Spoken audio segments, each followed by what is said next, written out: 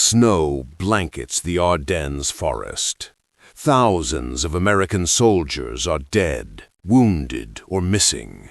The largest land battle the United States Army has ever fought is grinding toward its end.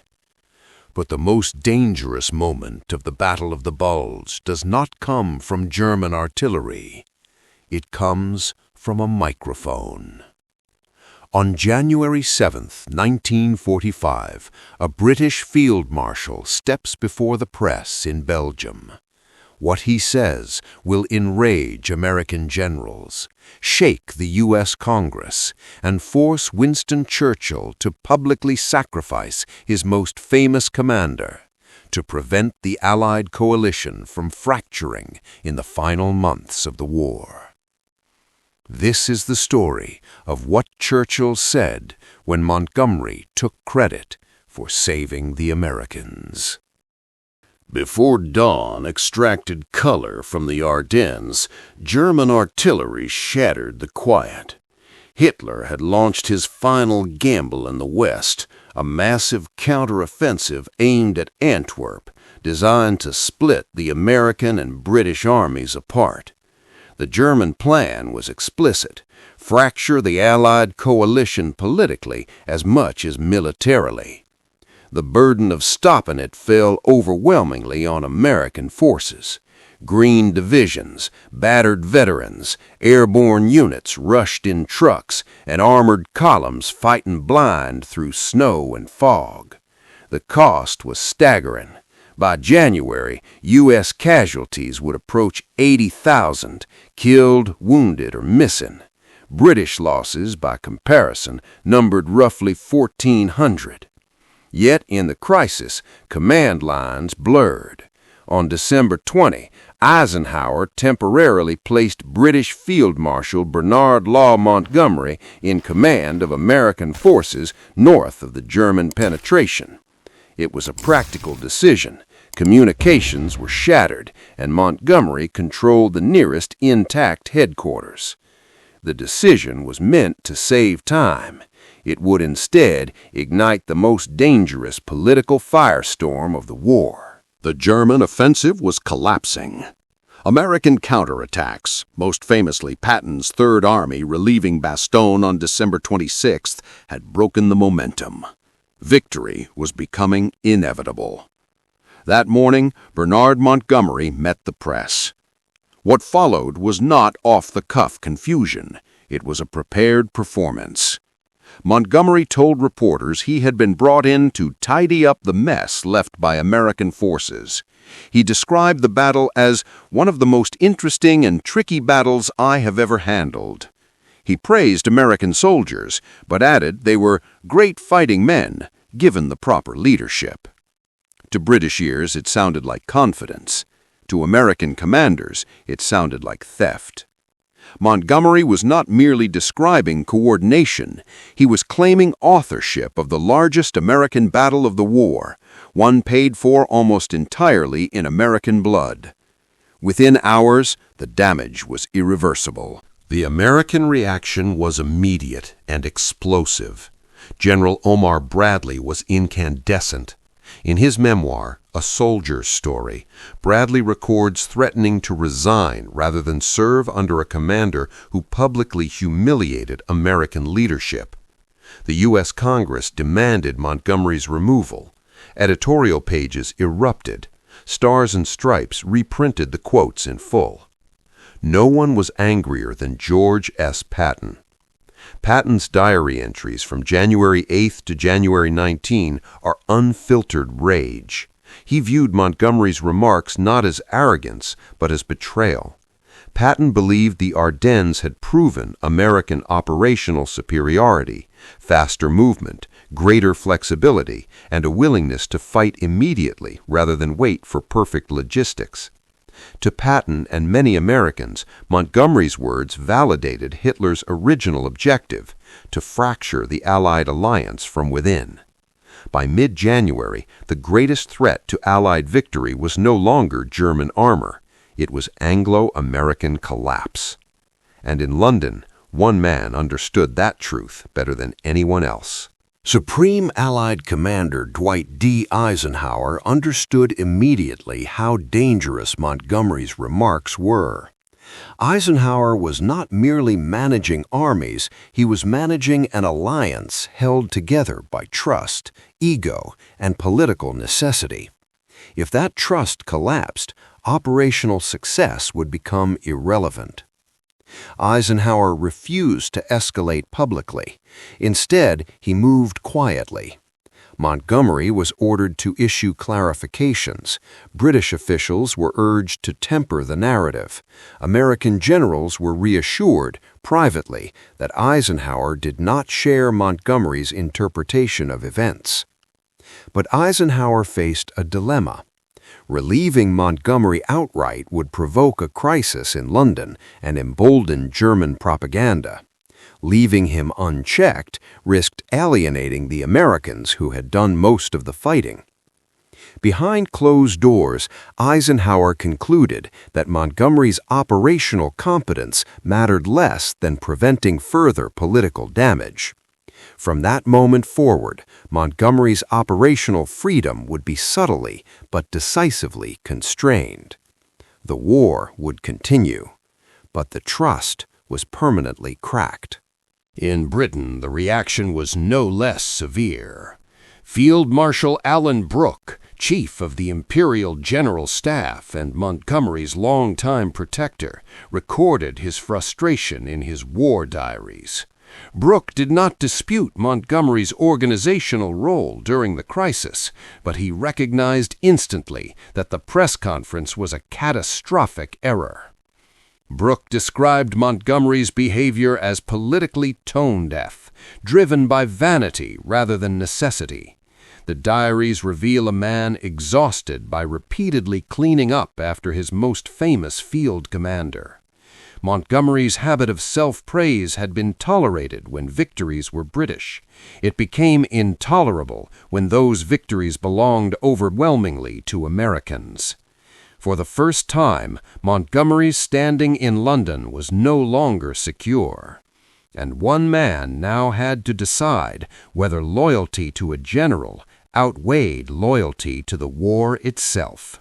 Many Americans and some Britons asked the same question: why wasn't Montgomery removed?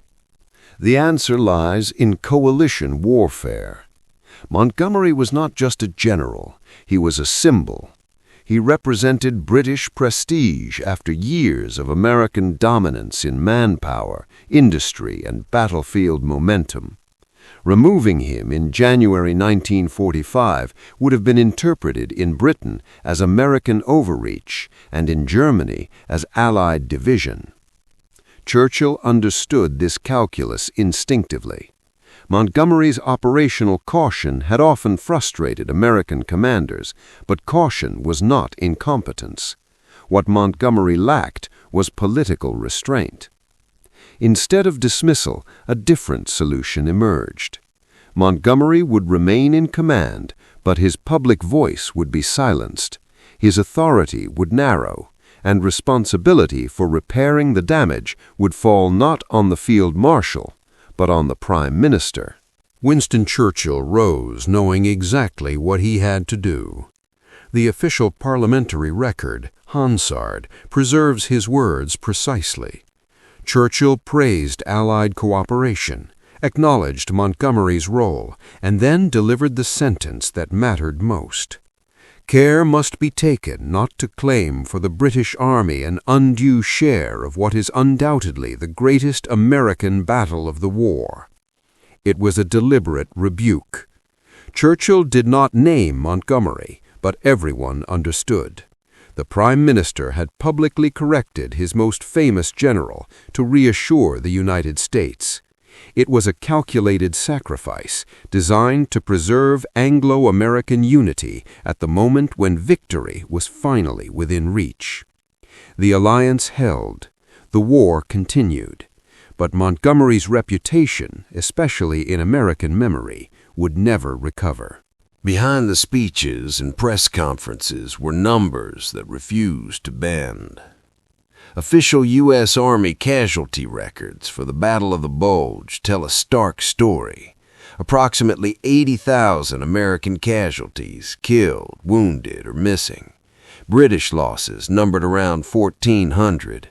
The disparity was not a matter of opinion, it was arithmetic. The heaviest fighting, Elson-Bourne Ridge, Bastogne, St. Vith, had been endured by American divisions holding ground under impossible conditions. These were not sectors Montgomery saved. They were positions American units refused to abandon. German after-action reports confirm this reality. The offensive failed not because of British reorganization, but because American resistance prevented the timetable from functioning. Every delayed road junction, every stubborn defensive stand stripped the Germans of momentum they could never recover. This context made Montgomery's claim so incendiary. It collided directly with the record, and records, unlike egos, do not forget. One name dominated American memory of the Ardennes: George S. Patton, Jr.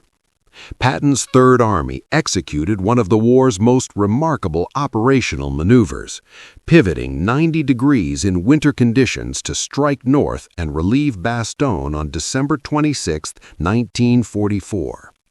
The move had been planned in advance, informed by intelligence assessments from Patton's G2, Colonel Oscar Koch, who had anticipated a German offensive weeks earlier.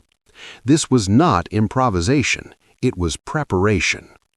Montgomery's defenders later argued that logistics required caution. Patton's counter-argument was action. Where Montgomery reorganized, Patton attacked. The contrast was impossible to ignore, and American soldiers noticed. By January 1945, the narrative forming within the U.S. Army was clear. The Bulge had been held by endurance and broken by speed.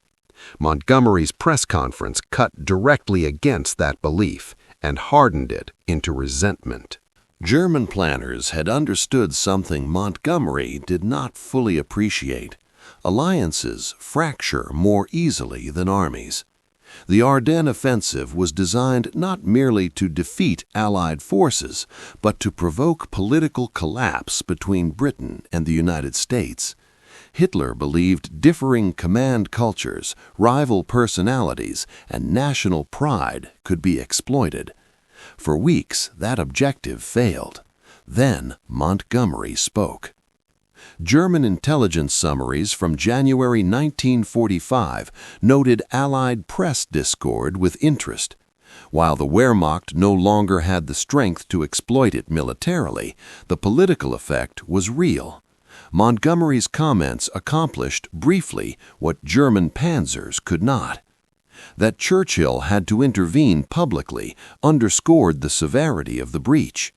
The alliance survived not because of battlefield success, but because leaders recognized the danger in time. Bernard Montgomery never accepted full responsibility.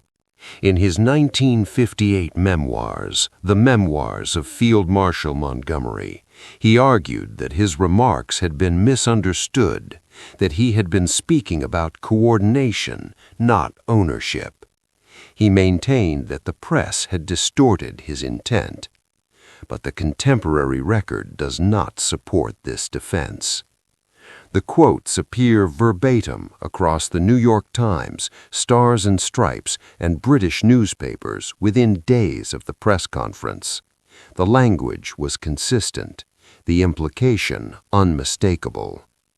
What changed over time was not the wording, but the judgment of history. Montgomery's reputation became inseparable from that moment, not because he lacked competence, but because leadership in coalition warfare demands restraint as much as skill. In January 1945, Montgomery had the battlefield. Churchill understood he was about to lose the war unless words were chosen more carefully than bullets. In the United States, the reaction did not end with angry editorials. The congressional record from January 1945 shows lawmakers openly questioning why an Allied commander was permitted to publicly diminish American leadership in an American battle. Some called for Montgomery's removal from any command involving U.S. forces. Others demanded formal apologies. The War Department moved carefully. Public escalation risked diplomatic rupture, but silence risked political backlash at home, especially with tens of thousands of American casualties still being reported. Behind the scenes, messages flowed between Washington, Schaeff, and London. The core message was unmistakable. Montgomery's version of events was unacceptable. The United States would tolerate coalition compromise, but not historical erasure. By mid-January, Montgomery had become a liability in Washington. Not for his generalship, for his words. Privately, Winston Churchill was far less restrained than he appeared in Parliament. In The Second World War, Volume 6, Churchill acknowledged Montgomery's military abilities, but expressed clear irritation at the Field Marshal's inability to understand political consequences. Churchill had spent decades navigating coalitions. He knew victory depended not just on winning battles, but on managing pride. British War Cabinet discussions from January 1945 reflect this tension. Churchill defended Montgomery's competence while conceding his conduct had been ill-judged. The Prime Minister recognized that Montgomery's habit of claiming sole credit had now crossed a line. Churchill's intervention in Parliament was not spontaneous. It was the culmination of careful calculation designed to reassure the Americans without humiliating Britain. It worked, but it came at a personal cost. As the war ended, reputations hardened. George Patton's legacy grew not from press conferences, but from movement. His Third Army advanced faster, captured more prisoners, and liberated vast territory. Patton's own flaws, his temper, his ego were evident, but his focus remained operational success, not narrative ownership. Montgomery, by contrast, had mastered preparation and caution. His victories were methodical, often slow, and frequently accompanied by public explanation.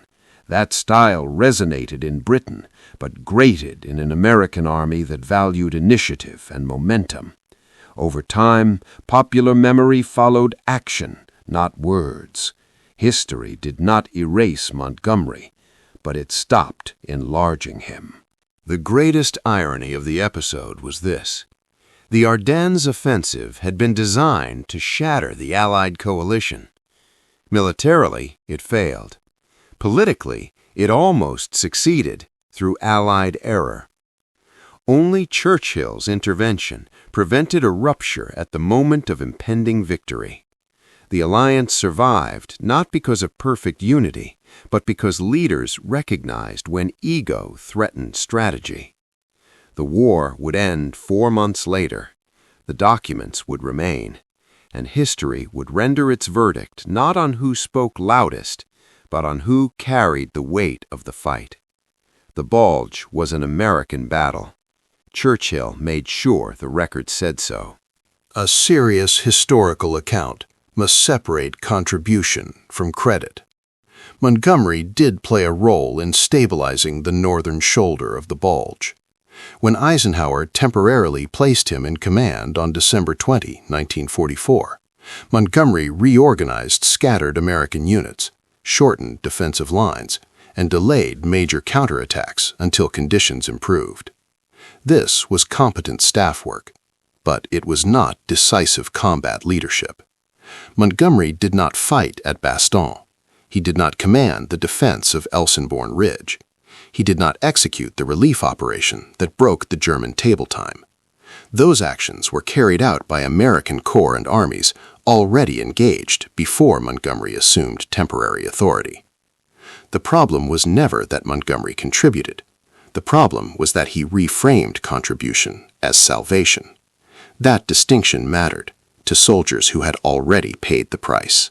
To many Allied officers, the Bulge press conference did not feel isolated. Montgomery's critics pointed to earlier campaigns, Caen in Normandy, where British forces advanced slowly at great cost, and Operation Market Garden, where optimism exceeded intelligence and resulted in failure at Arnhem. In each case, Montgomery defended his decisions vigorously and publicly. This pattern mattered in January 1945. Montgomery's confidence in explanation often exceeded what the record could sustain.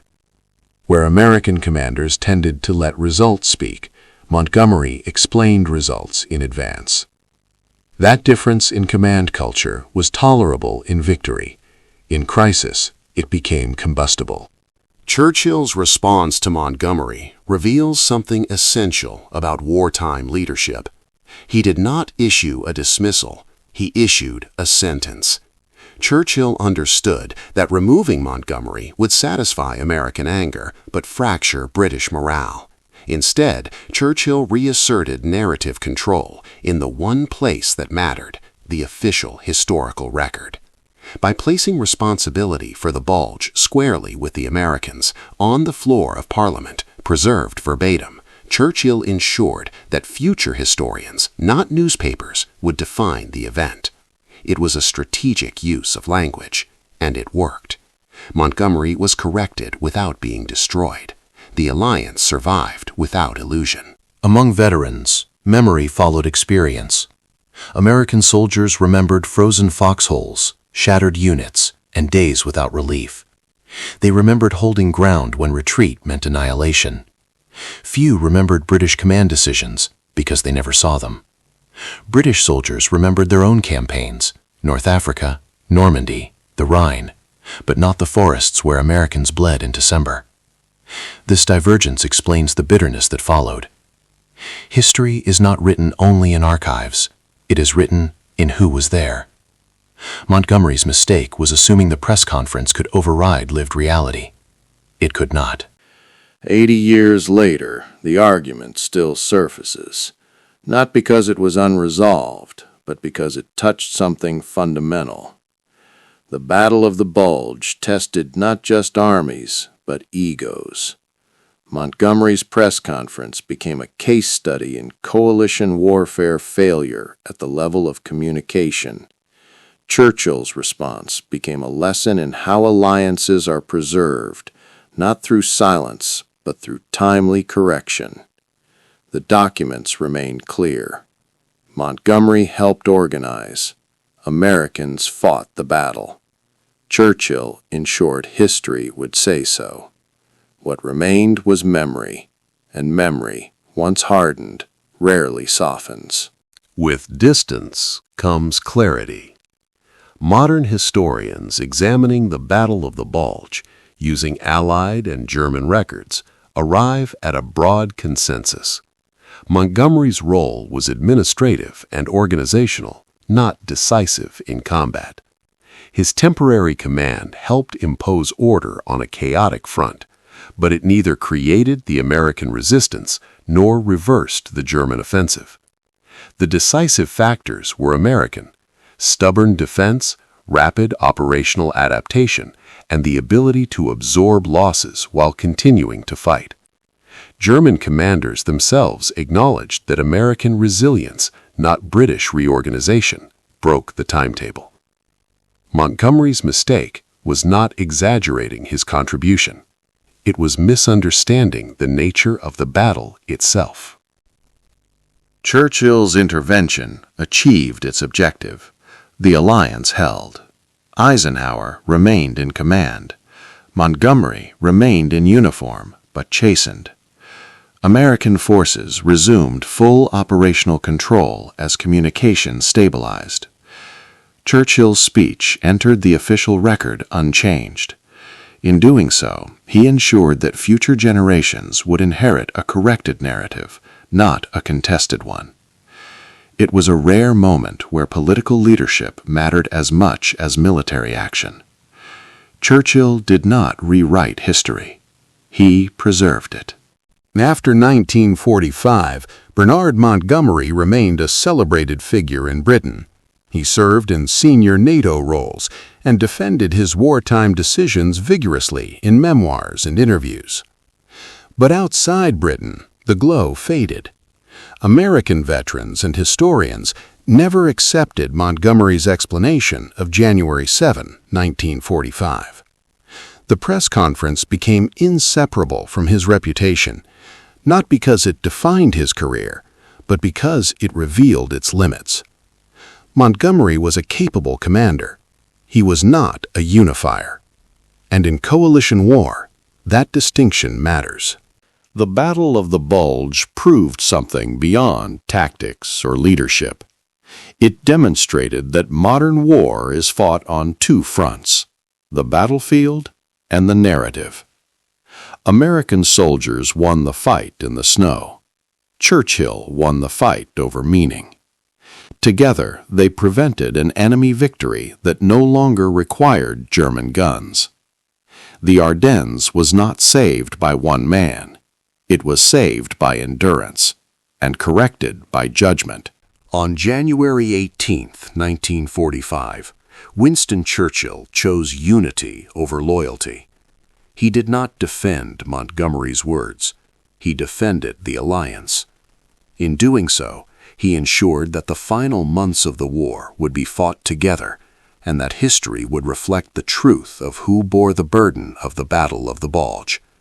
The documents remain, the record stands, and the lesson endures.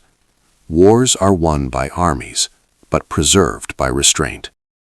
Many stories like this are still misunderstood or forgotten. If you believe history deserves honesty more than comfort, subscribe for more. This channel preserves the stories others won't tell.